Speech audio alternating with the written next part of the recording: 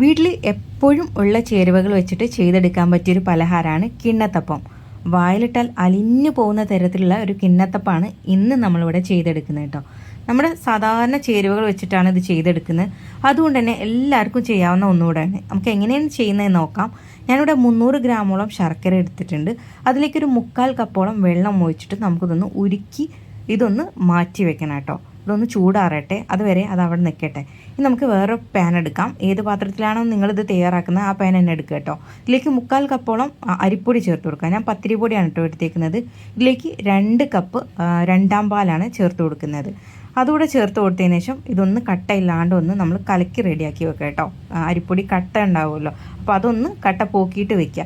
ഇനി നമ്മളിതിലേക്ക് അല്പം ഉപ്പ് കൂടെ ചേർത്ത് കൊടുക്കണം. ഞാനിവിടെ ഒരു പിഞ്ച് മാത്രമേ ഉപ്പ് ചേർത്ത് കൊടുക്കുന്നുള്ളൂ. മധുരം ആയതുകൊണ്ട് തന്നെ അതൊന്ന് ബാലൻസായി കിട്ടാൻ വേണ്ടിയിട്ടും കൂടെയാണ് കേട്ടോ നമ്മൾ ഉപ്പ് ചേർത്ത് കൊടുക്കുന്നത്. നമ്മൾ നേരത്തെ റെഡിയാക്കി വെച്ചിട്ടുണ്ടെന്ന ശർക്കര പാനി ഉണ്ടല്ലോ, അത് നല്ലപോലെ ചൂടാറിയതിന് ശേഷം ഇതിലേക്ക് ഒഴിച്ചിട്ട് ഇനി മിക്സ് ചെയ്തിട്ട് നമുക്കിത് കുറുക്കാൻ വേണ്ടിയിട്ട് വെക്കാം. ഒന്ന് ചൂടാവുന്ന വരെ നമുക്കിതൊന്ന് ഹൈ ഫ്ലെയിമിൽ ഇട്ട് കൊടുക്കാം. അതിനുശേഷം നമ്മൾ മീഡിയം ടു ലോ ഫ്ലെയിമിൽ വേണം അത് കുറുക്കിയെടുക്കാനായിട്ട്. ഇത് ഏകദേശം ഇതുപോലെ ഒന്ന് കുറുകി വരുന്ന സമയത്ത് നമ്മളിതിലേക്ക് 1/4 പാലാണ് കേട്ടോ ചേർത്ത് കൊടുക്കുന്നത്. 1 കപ്പ് 1/4 പാൽ കൂടെ ചേർത്ത് കൊടുക്കാം. എന്നിട്ട് നമുക്ക് ഇനിയും ഇത് കുറുക്കിയെടുക്കണം. നമ്മൾ ഈ 1/4 പാൽ കൂടെ ചേർക്കുന്ന സമയത്ത് ഇങ്ങനെ കട്ടയായിട്ടൊക്കെ കിടക്കും. പക്ഷെ നമ്മളിത് കുറുക്കിയെടുക്കുന്ന സമയത്ത് ആ ചൂടിൽ അങ്ങ് അലിഞ്ഞങ്ങ് ചേർന്ന് പോകും കേട്ടോ. അപ്പം നിങ്ങൾ കട്ടയായി എന്ന് വിചാരിച്ച് ബേജാറാവാനൊന്നും പോകണ്ട. ജസ്റ്റ് മിക്സ് ചെയ്തുകൊണ്ടേ ഇരിക്കുക, അപ്പോൾ അതങ്ങ് പോയി കിട്ടിയോളും.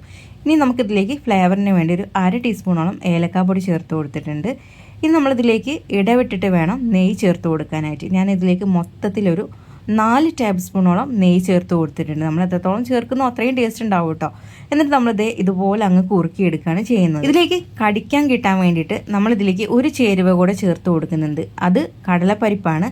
നമ്മൾ മൊത്തത്തിലൊന്നും വേവിച്ചെടുക്കേണ്ട. മൊത്തത്തിൽ വേവിച്ചാൽ അത് അലിഞ്ഞു പോകും ഇതിലേക്ക് നമ്മൾ കുറുക്കിയെടുക്കുന്ന സമയത്ത്.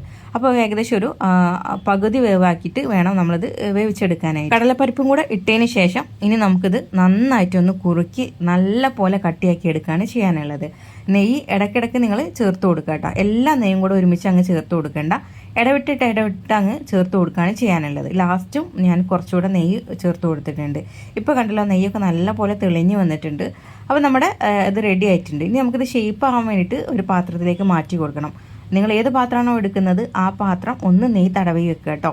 ഞാൻ ഈ പാത്രത്തിൻ്റെ താഴെ ഭാഗത്ത് കുറച്ച് കടലപ്പരിപ്പ് ഇട്ട് കൊടുക്കുന്നുണ്ട്. അതിന് ശേഷമാണ് ഞാൻ ഇതിലേക്ക് നമ്മുടെ മിക്സ് അങ്ങ് ഒഴിച്ചു കൊടുക്കുന്നത്. ഇനി നമുക്കിതൊന്ന് ഷേപ്പ് ചെയ്തെടുക്കണം. ഇനി നിങ്ങളുടെ കയ്യിൽ കടലപ്പരിപ്പ് ഇല്ലയെന്ന് വിചാരിച്ച് ഇത് തയ്യാറാക്കാതിരിക്കൊന്നും വേണ്ട. അതില്ലാതെയും നമുക്കിത് ചെയ്തെടുക്കാം കേട്ടോ. നമ്മളിത് ഷേപ്പ് ചെയ്യുന്ന സമയത്ത് ഇങ്ങനെ തവിയിലോ അതല്ലെങ്കിൽ സ്പൂണിലോ അങ്ങനെ ഒട്ടിപ്പിടിക്കുന്നുണ്ടെങ്കിൽ ഒന്ന് നെയ്യൊന്ന് മുകളിലൊന്ന് ഉറ്റിച്ചു കൊടുത്താൽ മതി. എന്നിട്ട് ജസ്റ്റ് ഇങ്ങനെ ഒന്ന് ആക്കി കൊടുത്താൽ തന്നെ നമുക്ക് നല്ല അടിപൊളിയായിട്ട് ഇത് ഷേപ്പ് ചെയ്തെടുക്കാൻ പറ്റും കേട്ടോ.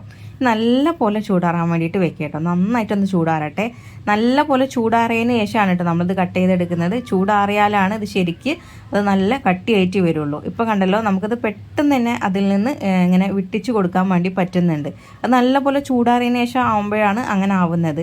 ഇപ്പോൾ ഇതേ നമ്മുടെ കിണ്ണത്തപ്പം ഇവിടെ റെഡി ആയിട്ടുണ്ട്. നല്ല അടിപൊളി കിണ്ണത്തപ്പാണ് കേട്ടോ. നല്ല സോഫ്റ്റ് ആയിട്ടുള്ള വായിലിട്ടാൽ അലിഞ്ഞു പോകുന്ന ഒരു കിണ്ണത്തപ്പാണ്. എല്ലാവരും ചെയ്ത് നോക്കുക. വീട്ടിൽ അരിപ്പൊടി അതുപോലെ ശർക്കര ഉണ്ടെങ്കിൽ നമുക്ക് ചെയ്തെടുക്കാൻ പറ്റിയ ഒരു ഈസി പലഹാരമാണല്ലോ. ഇഷ്ടപ്പെട്ടാൽ ഷെയർ ചെയ്യാൻ മറക്കണ്ട കേട്ടോ. അതുപോലെ തന്നെ ഈ ഒരു ചാനൽ ആദ്യമായിട്ട് കാണുന്നവരുണ്ടാവും. അങ്ങനെയുള്ളവർ ഫോളോ ചെയ്യാനും കൂടെ മറക്കരുതേ. അപ്പോൾ എല്ലാവർക്കും താങ്ക്സ് ഫോർ വാച്ചിങ്.